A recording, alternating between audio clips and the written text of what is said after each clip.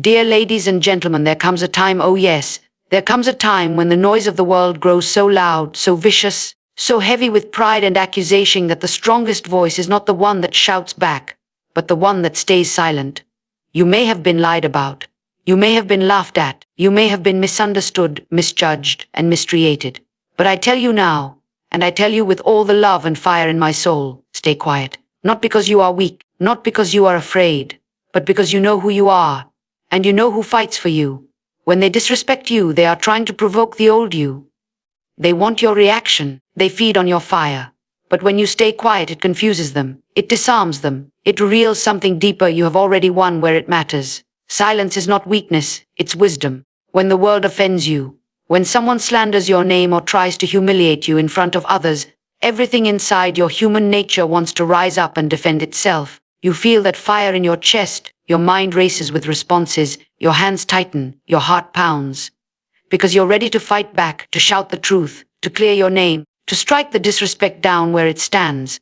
But in that very moment, when the temptation to react is at its peak, silence becomes the most powerful force you can choose.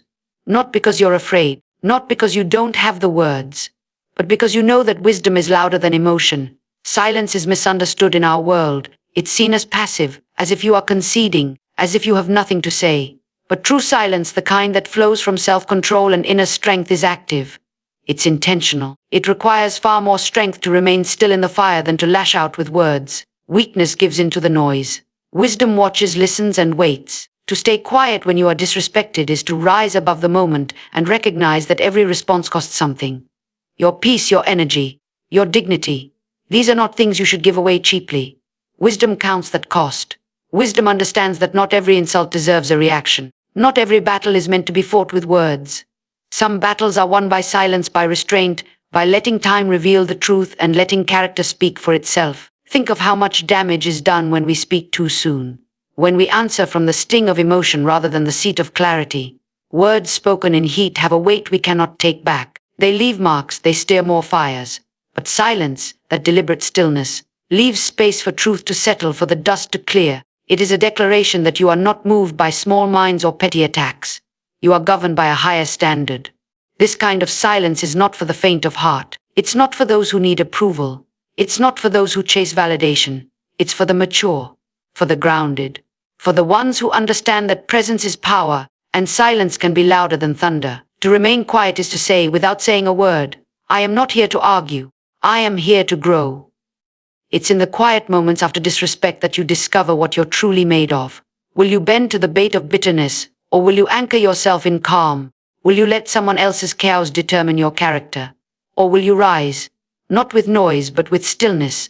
Because silence doesn't mean you're unaware. It doesn't mean you didn't notice.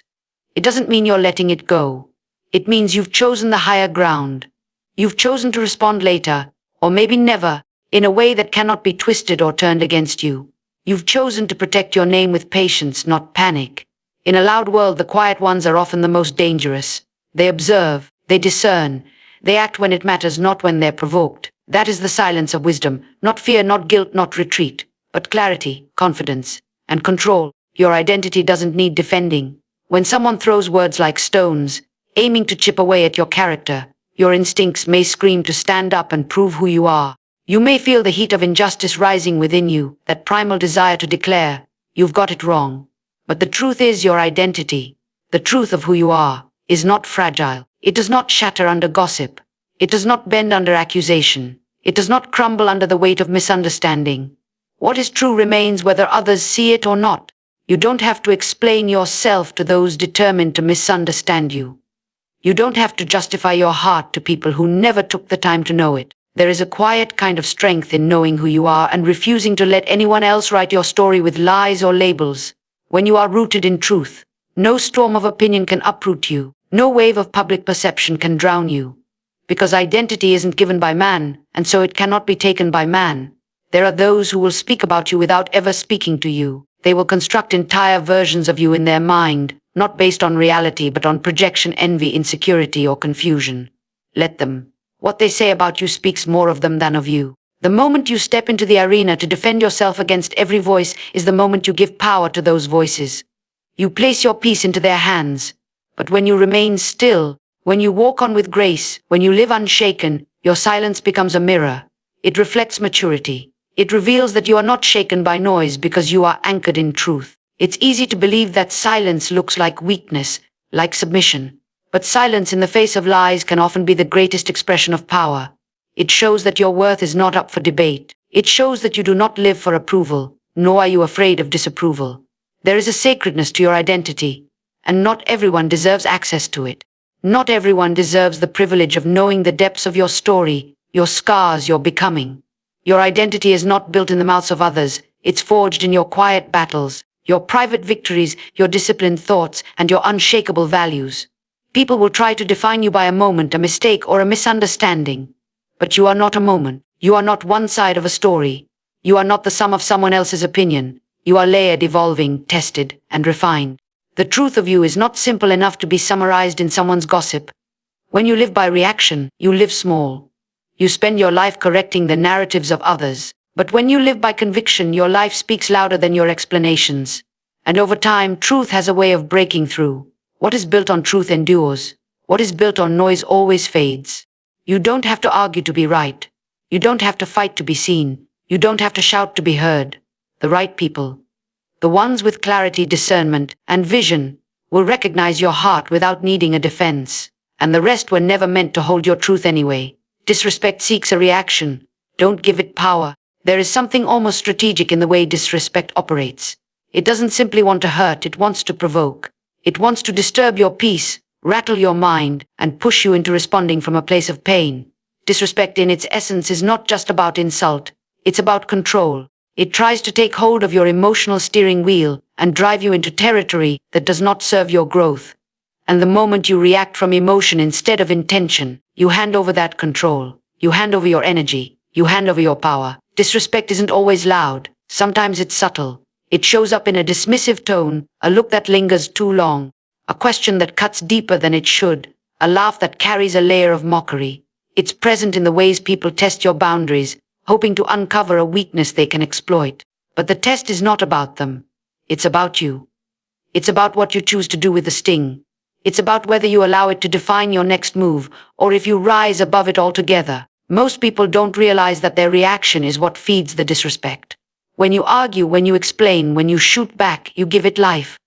You take the bait, and once you're entangled in that trap, it becomes harder to step back and remember who you are. But when you withhold your reaction, when you give them silence instead of a spectacle, you rob disrespect of its desired outcome. You diffuse the moment before it explodes. This isn't about suppressing emotion or pretending you aren't affected. You're human, you feel things deeply. But wisdom teaches you not to act on every feeling. Strength is not found in emotional outbursts, it is found in the pause, the sacred pause between the provocation and the choice. In that pause, you remember your purpose. You remember your values. You remember that some words do not deserve a response because they were never spoken from a place of truth. There are people who find power in making others feel small. They provoke to gain a sense of superiority. But your worth is not diminished by someone's inability to see it. Their disrespect does not change your value. What changes your experience is how you carry yourself in the aftermath. Do you let it sink into your bones? Or do you let it pass through you like wind through a hollow reed? Do you stand in your worth? Or do you shrink to meet their level? Choosing not to react isn't weakness. It's strategy. It's discernment. It's knowing that energy is currency, and not everyone deserves a transaction. If you gave your attention to every insult, you'd be bankrupt of peace by noon. But when you rise above, when you walk on without responding, you keep your power intact. You show that your identity is not something that can be shaken by the words of someone who hasn't earned the right to speak into your life. There is a deep sense of dignity that comes with restraint. There is a grace in letting others expose themselves while you protect your peace. And while the world may celebrate those who shout the loudest, true authority often moves in silence. True confidence doesn't need to broadcast. It simply stands. It watches. It understands that not every fire is worth fueling, and not every battle is worth entering. Because sometimes the most powerful thing you can do is not give disrespect the satisfaction of a response. Quietness confuses the enemy. When someone comes at you with disrespect, with harsh words, with slander, with judgment dressed up as concern, they come expecting a performance. They expect the shouting match, the emotional eruption, the predictable defense. They're not just attacking. They're anticipating your reaction. And that's exactly where quietness becomes your greatest strength, because it doesn't just protect your peace. It disorients those who try to shake it. There's a kind of silence that doesn't mean you didn't hear. It doesn't mean you weren't hurt. It means you chose not to give the enemy a script to follow. The enemy of your peace thrives in drama, in conflict, in chaos. When you take that away, when you give no reply, no rise, no signal of disturbance, it sends a different message entirely. It says, I am unmoved. And that is what confuses them. They don't know what to do with someone who won't play the game. People expect retaliation. They expect retaliation because that's how they live. They only know power through dominance, volume, and attention. But when you respond with quietness, not cowardice, but confident quietness, it reflects an authority they can't reach. It unsettles them because it reveals that your security does not lie in proving yourself, but in knowing yourself. There are few things more disruptive to toxic energy than someone who chooses calm. When you are silent in the storm, you take the attention off of their chaos and place it back where it belongs. On their motives, their actions, their noise. And without your reaction to distract from their behavior, they are left alone with their own reflection. That's what quietness does. It doesn't protect your reputation. It exposes theirs. Enemies, critics, manipulators, they are not always external. Sometimes the enemy is a voice within you, demanding that you rise up and fight back, whispering that staying quiet means you lost. But silence doesn't lose battles. Silence avoids the ones that were never worth fighting. It keeps you aligned with your purpose. It ensures that you don't lose your focus trying to teach lessons to people who don't want to learn. There's a reason why the wisest people are often the quietest. They've learned that attention is expensive, that energy is precious, and that not every attack deserves a counterstrike. They've learned that some of the most calculated moves are the ones never made. And when the enemy sees that they cannot provoke a response, they begin to question their own power. They begin to wonder if they ever had it. Your quietness doesn't mean you're hiding. It means you're observing. It means you're protecting your energy for the right moment, the right purpose, the right platform. It means you're not going to let temporary disrespect pull you away from eternal value. It means you refuse to let someone else's instability define your direction. Quietness is not the absence of strength. It is the evidence of discipline. It's the fruit of spiritual maturity. It says, I don't need to prove anything to anyone. It says, I won't trade my peace for your provocation. It says, you don't have access to that part of me. And the enemy doesn't know what to do with that. They don't know what to do when you refuse to play your part in their plan. When they cannot manipulate your emotions, cannot control your voice, cannot predict your reaction. They lose their grip. They lose the power they thought they had. Because the real battle was never about the insult. It was always about your response. And quietness, chosen, deliberate, anchored quietness, leaves them with nothing to feed on and nowhere to go. Peace is louder than noise. In a world that constantly shouts, constantly demands, constantly pulls at your attention with urgency and conflict, peace becomes a radical act. It becomes a rebellion against everything that says you must respond, you must defend, you must prove your worth in real time. When others raise their voices, hurl insults, provoke you to respond with equal fire, and you instead remain still, not out of fear, but out of groundedness, you send a message louder than any argument ever could. Noise is everywhere. It tries to define you. It tries to rush you. It tries to control the narrative of your life with opinions, assumptions, criticisms, and expectations. It surrounds you and says, if you don't say something now, they'll think you're weak. If you don't react now, they'll believe the lies. But peace doesn't speak on their terms. Peace knows that truth is not determined by volume. It is revealed by time, by consistency, by fruit. When you carry peace, you understand that silence doesn't mean absence. It means presence without panic. There's a kind of peace that doesn't shrink in the face of disrespect. It doesn't cower. It doesn't run. It stands, it breathes, it holds. That peace is rooted in knowing who you are and whose you are. It doesn't seek validation from those who are committed to misunderstanding. It doesn't tremble when misjudged. Because peace has nothing to prove. It has already won simply by not allowing the chaos to enter in. The people who provoke you often do not want truth. They want drama. They want your reaction because it gives them relevance. It keeps them in control of your narrative. But when you respond with peace, with stillness, with an unbothered spirit, they begin to fade. The attention they craved is denied. The argument they prepared for is never received. They are left with their noise echoing in an empty room. Peace doesn't need to defend itself. It simply is. It doesn't chase clamor. It doesn't chase recognition. Peace understands that the loudest person is often the most insecure, and that still waters run deep. When your heart is at peace, you don't have to explain why you didn't react. You don't have to explain why you stayed silent. You don't have to convince anyone of your strength. Your composure becomes its own evidence. To choose peace is to protect your atmosphere. It is to guard your energy like treasure, because it is. Not everyone should have access to your spirit. Not every voice should be granted a response. When you truly understand peace, you don't enter rooms to be the loudest voice. You enter rooms and shift the energy by your presence alone. Peace speaks without saying a word. People will test your peace. Life will test your peace. The moment you decide to live unshaken, you will be confronted with situations that try to shake you. But peace is not the absence of conflict. It is the ability to remain whole in the middle of it. It is what allows you to walk through the fire without smelling like smoke. It is what allows you to hear the insult without internalizing it, to see the betrayal without becoming bitter, to feel the pressure and still choose your breath over your reaction. Peace is power under control. It is fire harnessed by wisdom. It is confidence that doesn't need a microphone. It speaks to the room without raising its voice. It settles storms without shouting at the wind. And when people witness someone who refuses to be moved, not because they're numb but because they're rooted, they hear that peace, and it speaks louder than anything noise could ever say. Dignity is preserved in restraint. When disrespect comes, it often demands a performance. It invites you to abandon your self-control, to come down from the place of wisdom and grace and meet it on ground level. It dares you to trade dignity for drama, composure for chaos, restraint for reaction. And the hardest thing to do in that moment, when your name is dragged, when your values are mocked, when your silence is mistaken for weakness, is to hold the line. Not because you are passive, but because you are powerful enough not to be moved by smallness. There is something profoundly noble about choosing restraint when retaliation is easy. It takes strength to walk away from the fire and not add fuel to it.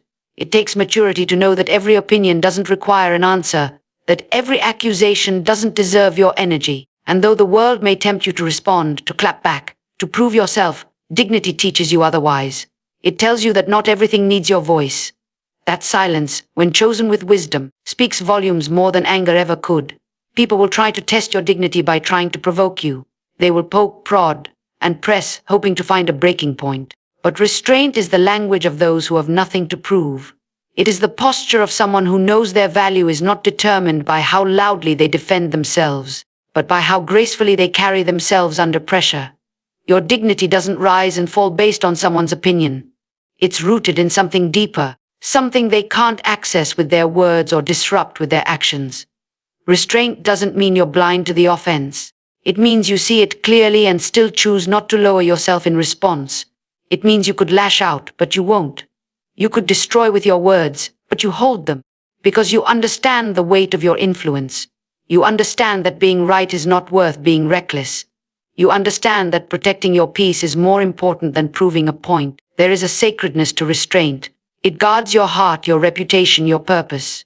It shields you from consequences that are born in moments of emotional reaction. It keeps your vision clear and your spirit clean. When you allow your emotions to lead, you risk compromising everything you've built. But when you lead with restraint, you remain in control. You own your narrative. You set the tone. You teach others that your presence cannot be manipulated. Those who truly walk in dignity don't rush to defend themselves every time someone misunderstands or misrepresents them. They don't chase down rumors or beg to be seen in the right light. They know that time has a way of revealing truth, that the fruit of their character will speak louder than any explanation, that elevation doesn't come through shouting. It comes through steadfastness, through self-governance, through the refusal to let temporary offense produce permanent damage. Restraint is not silence out of fear. It is silence from a place of authority. It is knowing that your voice is too powerful to be wasted on those committed to confusion. It is knowing that your energy is too valuable to be thrown into battles that do not build you. It is knowing that your calling is too high to be lowered to the level of petty conflict. And though restraint might not get applause in the moment, it builds a legacy that noise never could. There is more honor in holding back than in winning the argument, more strength in walking away than in staying to prove a point. And while the world tells you that power is loud, dignity knows that real power is often quiet, steady, unwavering, and deeply rooted in the strength to simply not engage. Healing starts when reaction ends. There comes a moment when you realize that every time you react to disrespect, you reopen a wound that was meant to close. Every time you let someone's words determine your worth or control your state of mind, you give them access to a place they don't deserve. Reaction feels natural. It feels like justice. It feels like you're standing up for yourself. But often what it really does is prolong the pain. It stretches out the wound, presses on the bruise, keeps you tethered to something that was meant to be released. Healing doesn't come through revenge. It comes through release. When you stop reacting, you start reclaiming. Reclaiming your time, your thoughts, peace, your direction. You stop allowing people to dictate your emotional weather. You stop giving away your joy like it's disposable. Healing requires that kind of discipline. It's not just about what happened to you. It's about what you choose to do with it. The reaction may feel like strength in the moment, but true strength is the ability to sit in discomfort without losing yourself in it. It's the decision to feel everything without being consumed by anything. There is no healing in reliving the disrespect. Yet that's exactly what reaction does. It keeps the memory alive. It fuels the narrative. It attaches your identity to someone else's behavior. But when you choose not to respond, not to fire back, not to validate the disrespect with your attention, you begin to disconnect from the pain. You begin to move from being a victim of the moment to being the author of what comes next. And healing starts to happen quietly, gently, consistently. Letting go of reaction doesn't mean you ignore what was done. It means you've decided not to carry the weight any longer. It means you've made peace with the fact that people will sometimes misunderstand, mistreat, or message you. And that has nothing to do with your worth. Their disrespect is not your responsibility. Your healing is. And healing starts when you stop replaying the moment and you start rewriting the message.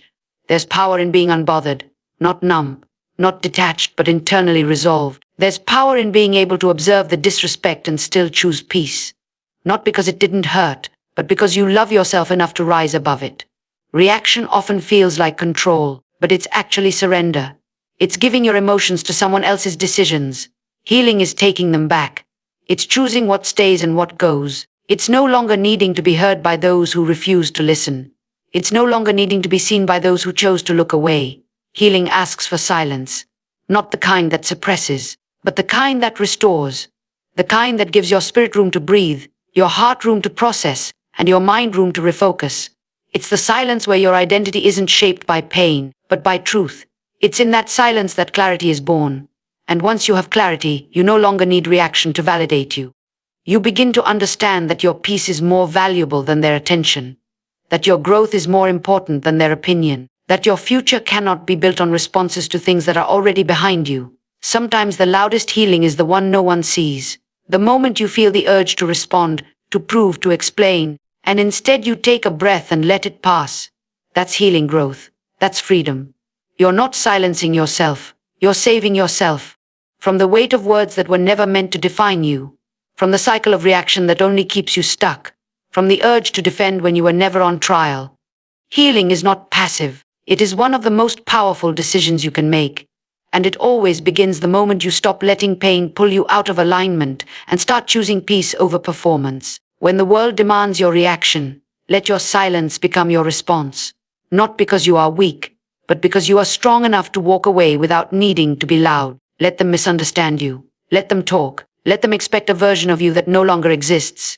Every time you choose stillness over chaos, peace over pride, restraint over retaliation, you rise, you elevate, you heal. And that kind of power does not shout, it does not perform, it becomes. So stay quiet after disrespect, not to hide but to grow. Let your dignity speak where words fall short. Let your calm become your resistance. Because sometimes the loudest voice in the room is the one that never speaks at all.